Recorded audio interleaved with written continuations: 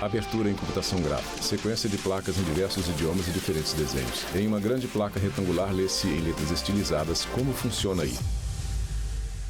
Ter o registro de nascimento, estar matriculada em uma escola. Marina receber Campos, apresentadora. Prioritário. Situações que parecem simples, né?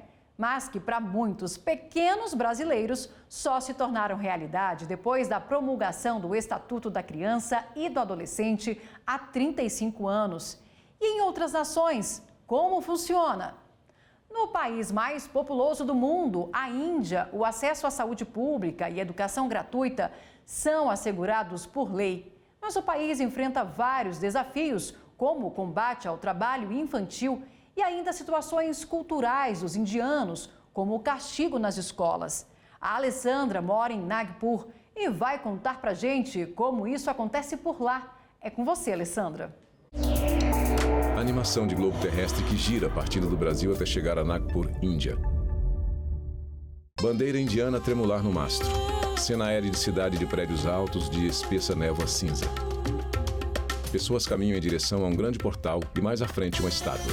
Olá, o meu nome é Alessandra Nirvan, fotógrafa. Eu sou de Curitiba, no Paraná, e eu moro na Índia há 10 anos. Eu sou fotógrafa, tenho 6 filhos, 4 filhos nasceram no Brasil e 2 filhos nasceram aqui na Índia. Ruas da cidade por onde circulam carros, motos e tuk-tuks, além de vacas. As crianças, elas têm o direito de ir para a escola, as crianças têm o direito à educação, à saúde. Porém, como a Índia é um país muito grande, existem muitos problemas relacionados a essas questões. Os direitos da criança, eles são melhores observados nas cidades menores. Parque de brinquedos na areia. Aqui na Índia, as crianças, elas começam os estudos muito cedo, né? Então, com 3 anos de idade, as crianças, elas já começam na escola a aprender a ler e a escrever. Então, com 3 anos de idade, elas já são alfabetizadas. Essa é a grande diferença para mim, porque no Brasil, geralmente as crianças ainda não eram alfabetizadas com essa idade. Se essas crianças não estão tendo acesso à educação pública, elas vão para a educação particular, para o ensino privado. Aqui na Índia, os pais, eles vão economizar tudo que eles têm, eles vão trabalhar exclusivamente para economizar dinheiro para a educação dos filhos. Os pais, eles investem muito na educação dos filhos para que esses filhos tenham boas condições depois de crescerem, porque eles serão aqueles que tomarão conta dos pais. Outra questão é a questão da punição na escola, que no Brasil já é proibido há muitos anos. Aqui na Índia, os professores, apesar de haver uma lei que proíba esses professores de punirem fisicamente esses alunos na escola, isso ainda acontece, inclusive com os meus filhos já chegou a acontecer, né? Meu filho chega em casa e fala, minha professora me bateu. E aí eu, chocada, falando, mas o que a professora fez, né? Ela deu um tapa aqui nas minhas costas, ou deu um tapa na minha mão. A gente chega na escola, eles negam, eles falam que não, porque eles sabem, né, que isso é crime, que não pode acontecer. No Brasil, o Estatuto da Criança e do Adolescente traz a definição. Crianças são todas as pessoas com menos de 12 anos e adolescentes são todos aqueles entre os 12 e os 18 anos de idade. Em casos específicos previstos em lei, o ECA pode ser aplicado a pessoas com idade entre 18 e 21 anos. Vinheta Como Funciona Aí. E para falar sobre esse assunto, convidamos o professor de Direito da Infância e Juventude, Eduardo Dias de Souza Ferreira. Professor, seja bem-vindo ao Como Funciona Aí. Vamos começar esse programa explicando por que o Estatuto da Criança e do Adolescente define o que é criança, o que é adolescente e qual o alcance do Estatuto nessa garantia de direitos da infância no Brasil. A normativa internacional, ela coloca criança. Criança vai do 0 aos 18 anos. No Brasil é que se diferencia. Até 12 anos, completou 12 anos, passa a ser adolescente. E a legislação, e o ECA, o Estatuto da Criança e Adolescente, se aplica até os 18 anos e, excepcionalmente, até os 21 anos. Essa exceção hoje, depois da reforma do Código Civil de 2002, ela praticamente se resume mesmo somente à questão de atos infracionais. Aqueles que, quando com menos de 18 anos praticam crimes ou contravenção, que são chamados atos infracionais, eles respondem, ainda que completem 18 anos na sequência do processo já instaurado, do fato acontecido, eles vão responder pelo processo. E a medida aplicada a eles pode ir até os 21 anos. A mais grave, que é a medida de internação, pode ir até os 21 anos, ou até 3 anos no máximo de internação. E a nossa filosofia, ela depois, em 2016, com a Lei da Primeira Infância, ela ainda diferenciou o estágio da criança em primeira infância, do 0 aos 6 anos. E esse 0 é 0 mesmo. O Brasil adotou, nesse particular do Estatuto, a chamada teoria da nidação, que é a fixação do zigoto, do óvulo fecundado pelo espermatozoide, na parede uterina da mulher, que é a chamada gravidez viável. A partir daí, incide o ECA. O artigo 7º e 8º do Estatuto deixam isso bem claro, porque ele protege a criança, ele garante o direito ao nascimento saudável. Então, o destinatário dessa norma é aquele ser ainda no útero da mãe, o que se chama na legislação brasileira de nascituro, quer dizer, no direito se chama de nascituro. Então, o Estatuto, de uma certa forma, ele ampliou, à época, quando foi editado, os direitos do nascituro, porque tem legislações latino-americanas que foram transmudadas do ECA, do português para o castelhano, que colocam, quando regulam o direito à saúde da criança e do adolescente, eles regulam a proteção da gestante adolescente. E a legislação brasileira não faz referência à idade da gestante. Agora, a gente sabe que o ECA promoveu diversos avanços no Brasil e um deles teve uma mudança expressiva, que foi em relação ao registro de crianças nas escolas, principalmente ali entre 7 e 14 anos. Qual foi vamos dizer assim, a grande novidade que o Estatuto trouxe para mudar esse cenário? Olha, o Estatuto, ele, quando foi cuidado do direito à educação, nos artigos 53 a 59, educação, lazer, esporte, cultura, ele trouxe o dever do poder público recensear e fazer estatística para calcular a demanda das crianças. Trouxe o dever de se fazer controle de chamadas, de falta, para se verificar os casos de evasão e faltas reiteradas. Então, a grande legislação para garantir vaga em pré-escola, vaga em ensino fundamental, foi o Estatuto da Criança e do Adolescente.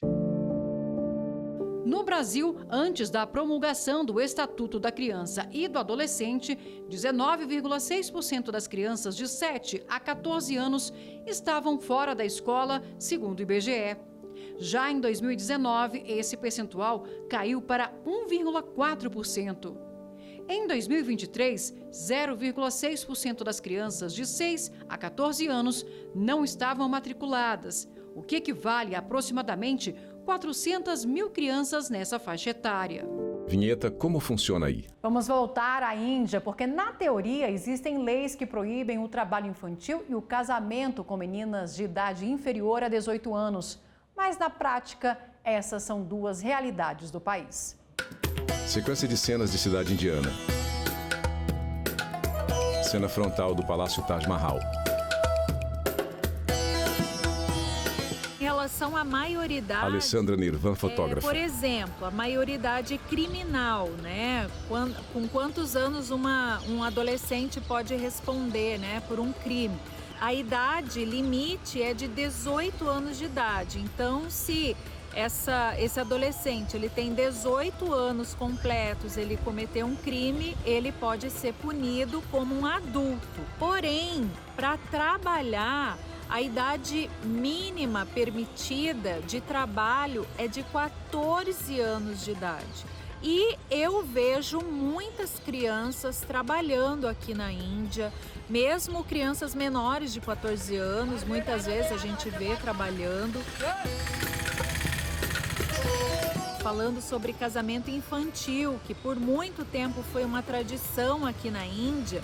O casamento infantil na Índia hoje é proibido. Então a idade mínima para uma moça se casar aqui na Índia hoje é com 18 anos de idade e a idade mínima para o rapaz se casar aqui na Índia é de 21 anos de idade. E na questão da saúde da criança, as crianças elas têm sim direito à saúde, inclusive a saúde pública aqui na Índia, e principalmente pela questão das vacinas serem produzidas aqui na Índia, as vacinas também são muito acessíveis, existem campanhas de vacina, os agentes de saúde eles vão na casa das pessoas ou para vacinar ou para avisar sobre a vacinação. Então era isso que eu queria falar para vocês. Eu agradeço muito pelo convite e tchau, tchau. Vinheta, como funciona aí? Professor, aqui no Brasil, a partir de qual idade é possível se casar? E essa realidade vivida aí na Índia do casamento infantil também é uma realidade vivida em outros países? E a gente poderia fazer esse paralelo com a gravidez na adolescência, essa situação que essas meninas vivem? Podemos sim fazer essa Eduardo Dias de Souza Ferreira, professor de Direito da Infância e da Juventude. Em 2019 é que foi aprovada uma legislação modificando o Código Civil, autorizando, proibindo terminantemente o casamento de pessoas com menos de 16 anos. E a destinatária da norma efetivamente são as meninas, as mulheres, né? Que eram mais os pedidos que existiam até em juízo. Eu já dei pareceres nisso há anos atrás, que era o chamado suprimento de idade núbio, para você poder casar com menos de 16 anos. Isso tinha na legislação essa possibilidade de suprir a idade. Aí se pedia a prova de que aquela menina suportava o ônus do casamento, ou seja, da conjunção carnal. Aí o que vinha nos processos em geral? Vinha a declaração médica, um atestado acompanhado de exame médico laboratorial, dizendo que aquela moça estava grávida. Então, vinham esses pedidos de casamento. É a chamada gravidez na adolescência, né? Adolescente dos 12 aos 18 anos. E essa questão da tradição, assim como a senhora colocou, também é forte no Brasil. Se nós olharmos para as nossas famílias, nós vamos encontrar nossas avós, bisavós e até tataravós que já com 15, 16 anos já eram mães de família. Hoje, nessa situação em que se exige que as pessoas, a formação, a mulher no mercado de trabalho também, é uma das causas ainda de evasão escolar. Essa legislação ajuda nisso, mas ela não tem força, por exemplo, para impedir as uniões estáveis. Então, como é que você vai impedir que uma moça de 15 anos, 16 anos, 15 anos e meio, 14 anos e 10 meses, vá residir com uma pessoa em regime matrimonial? A menor de 14 anos, aí a lei barra por conta da violência presumida do crime de estupro de vulnerável. Então, mas a partir dos 14,5, 15 anos, aí nós ainda temos essa situação. E se a gente comparar esses dados, a gente vai ver que uma causa ainda de afastamento das moças, das adolescentes, do banco escolar é a gravidez na adolescência. Vamos fazer agora um breve intervalo e a gente volta já já. Vinheta, estamos apresentando Como Funciona Aí. Vinheta, voltamos a apresentar Como Funciona Aí. O Como Funciona Aí está de volta e a gente desembarca Marina Campos, na Suécia, apresentadora. o primeiro país do mundo a ter uma lei que tornou ilegal bater em crianças, tanto em casa como na escola. A Maria Clara mora em Gotemburgo e vai contar como a Suécia interpreta os direitos da criança e do adolescente pela perspectiva de quem é professora no país. Animação de globo terrestre que gira partindo do Brasil até chegar a Gotemburgo, Suécia. Bandeira sueca a tremular no mastro. Sequência de cenas aéreas de cidade de prédios baixos e de telhados avermelhados junto a curso de água. Olá, meu nome é Maria Clara Neto Anderson. Eu moro aqui na cidade de Gotemburgo, que é a segunda maior cidade da Suécia, que fica na região oeste da Suécia. Hoje eu gostaria de contar para vocês um pouco mais sobre os direitos das crianças aqui na Suécia. Eu trabalho numa escola particular aqui em Gotemburgo. Aqui na Suécia, o ensino é gratuito para todas as pessoas, todas as crianças. As crianças, elas realmente têm muita liberdade, liberdade para falar, para pensar, para dar opinião. Na escola sueca, as crianças, elas têm mentores. No caso, 2 mentores por turma. E é muito importante que os pais cuidem bem dos seus filhos, porque, na verdade, o que pode acontecer se eles maltratarem seus filhos ou se seus filhos começarem a usar drogas ou ter problemas, Acionam diretamente o sistema daqui, que nós chamamos de Socialtjänst. Esse sistema, ele vai conversar com os pais, no caso da assistência social. Eles vão conversar com os pais e se eles decidirem que aquele lar não é bom para essa criança, eles fazem a mudança rapidamente. A escola tem a obrigação de informar ao órgão, o Socialtjänst. E muitos jovens, por exemplo, que são pequenos, até 13 anos, eles têm o direito de ficar na escola com lanchinho e tudo de graça, até os pais voltarem para casa do trabalho. Então, isso que é muito importante, que elas não podem ir para casa cedo, enquanto os pais estão trabalhando. Então, esse também é um serviço que a escola sueca, ela dá para todos os alunos suecos. Para concluir, aqui na Suécia existe um órgão que se chama BRIS. E este órgão é muito importante porque as crianças, elas podem ligar anonimamente, conversar com vários psicólogos, pessoas que estão ali para dar um maior apoio para elas. Muitas vezes as crianças não sabem com quem conversar, então elas ligam para o BRIS. Então, gente, a Suécia está muito bem preparada para ajudar esses jovens. Vinheta Como Funciona Aí. Voltamos a conversar sobre esse assunto com o professor de Direito da Infância e da Juventude, Eduardo Dias de Souza Ferreira. Professor, a gente viu essa situação das escolas na Suécia, inclusive a Suécia foi um dos primeiros países a proibir o castigo. É assim também em outros países e aqui no Brasil? Olha, a Suécia já proibia o castigo anos antes da própria Convenção dos Direitos da Criança, desde 1979. No Brasil, efetivamente, essa proibição de castigo efetiva, ela vem com a lei do chamado a lei que se denominou Menino Bernardo, de 2014. Essa lei ficou 8 anos sendo debatida no Congresso Nacional, também ganhou o apelido inicial de Lei da Palmada. Antes, o Estatuto, já em 1990, no artigo 53, colocava como dever da escola comunicar os casos de suspeita de maus-tratos ou confirmação de maus-tratos ao Conselho Tutelar e aos outros órgãos de proteção, como o Ministério Público ou a própria Polícia, mas minimamente ao Conselho Tutelar. O mesmo dispositivo tem também no artigo 13, quando fala do sistema de saúde. Então, os dirigentes dos equipamentos de saúde, e públicos e privados, e os dirigentes das escolas, dos equipamentos de educação, públicos e privados, têm esse dever, um pelo artigo 13, outro pelo 56.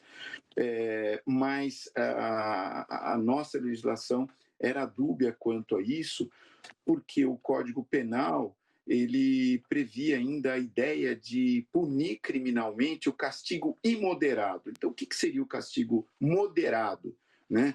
Alguns falam a didática, né? Aplicar a palmada nas nádegas. Mas isso tudo, a tendência é não ter, mesmo porque vai de encontro com toda a política de educação para a paz. Como é que você vai dizer para a criança para não ser agressiva e para o diálogo, se quando você vai dialogar com a criança ou tentar educar é na pancada, na palmada? Vamos voltar à Suécia agora, para a cidade de Estocolmo. Já pensou para pais como seria ter 480 dias de licença para cuidar do filho depois do nascimento?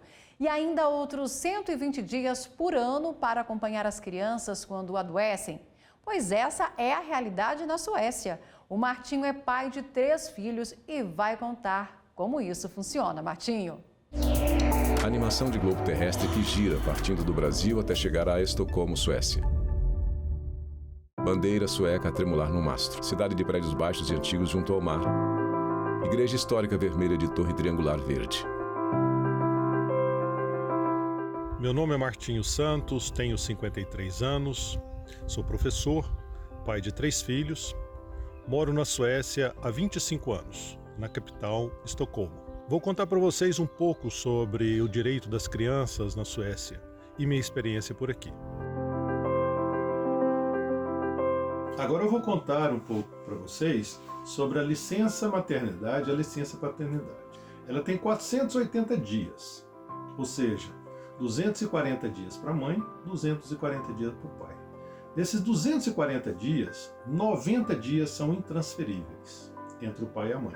Os 150 dias, então, que ficam, esses sim podem ser transferíveis entre a mãe e o pai.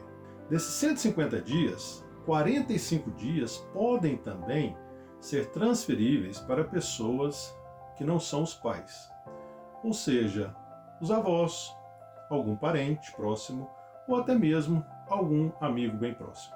Esses dias da licença maternidade e licença paternidade, eles se estendem até os 12 anos de idade. Esses dias são dias úteis e podem ser planejados pelos pais durante todos esses anos até a criança cumprir 12 anos. E outro direito que existe aqui na Suécia é dos pais poderem ficar com os filhos em casa quando estes estão doentes. Esses dias eles podem ser de no máximo 120 dias por ano, sem necessidade de apresentar atestado médico até os filhos completarem 12 anos.